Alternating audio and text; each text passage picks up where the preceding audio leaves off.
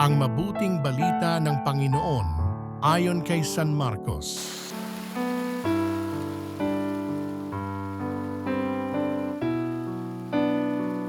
Noong panahong iyon, sinabi ni Jesus sa mga tao, ang paghahari ng Diyos ay maitutulad sa isang naghahasik ng binhi sa kanyang bukid.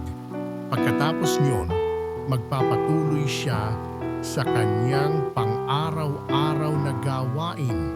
Tutubo at lalago ang binhi nang hindi niya nalalaman kung paano.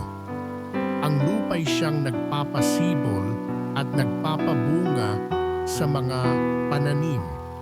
Usbong muna sa kauhay na pagkatapos ay mahihitik sa mga butil. Pagkahinog ng mga butil, agad itong ipagagapas sapagkat dapat ng anihin. Sa ano natin ihahambing ang paghahari ng Diyos? Sabi pa ni Jesus, anong talinghaga ang gagamitin natin upang ilarawan ito? Tulad ito ng butil ng mustasa na siyang pinakamaliit sa lahat ng binhi. Kapag natanim na at lumago, ito'y nagiging pinakamalaki sa lahat ng puno ng gulay. Nagkakasanga ito ng malalabay, anupat ang mga ibon ay nakapamumugad sa mga sanga nito.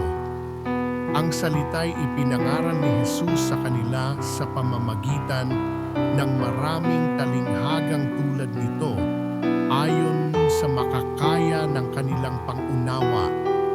Hindi siya nangaral sa kanila nang hindi gumagamit ng talinghaga, ngunit ipinaliwanag niya ng sarilinan sa kanyang mga alagad ang lahat ng bagay.